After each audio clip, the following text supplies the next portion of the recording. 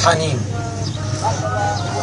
منذ أن تعلقت نفوسنا بالهموم وحاولت البحث عن هواء عطر يعيد الصفاء لأنوثة الماضي، بدأت علاقتنا مع الحنين، ونشأت الصداقة في ظل الذكرى بين الحاضر المؤلم والماضي المجرم، فأعلنت آلامنا التمرد في جبيننا وملامحنا العاشقة، فنهضت البلابل وطيور مالك الحزين من مناف الاشتياق لتحاول استرجاع الماضي بكل ما لديها من شجن وألحان، وبدأت تحاول إعادة النور إلى صفاء الليل.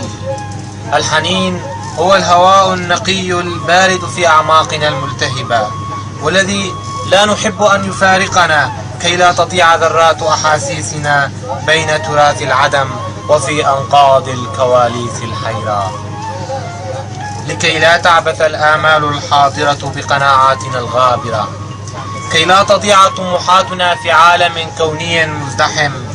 الحنين هو الخيال الرافض لعجز الواقع، وهو من يفهمنا عن ضعفنا ويكاشف أحلامنا المكبوتة ونوايانا المتجمدة في حديقة الضلوع. في هذا المدى الواسع، في هذا الاتساع الوهمي، تتناثر أوراقنا، دموعنا، أحزاننا، فتهدى لآذار، فتلونها الأمطار بألوان الربيع. ربما تساءل الماضي عن حنيننا له. الأصوات العالية الهاتفة تحاول أن تحمل ثقل الذكريات. المساء الصامت يحن لجراحنا الصامتة، وسراج الليل يجعل من أناتنا قناديل سجن قديم وضيق. الأيادي الحزينة تلوح من بريد التجاعيد، الأيادي الحزينة تلوح من بريد التجاعيد، تخفق في مزهرية الورود لتنال ستارا رماديا، لتتناثر مدامع القمر في فضاءات الدمعة الأولى.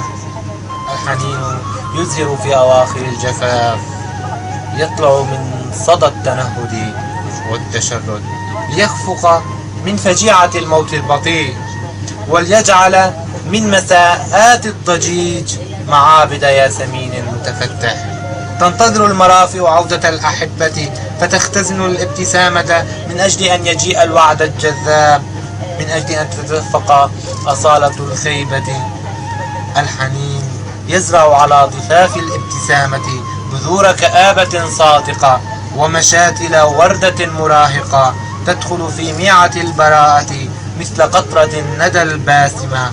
عمري والسنابل بدأا معا، لكن الحنين متأخر عنهما. أحن للشتاء، وفي الشتاء أتلهف للصيف، وفي جعبة الخريف ينسانا الغبار، فنفتح نافذة الغرفة لنستقبل من جديد أحزان القمر.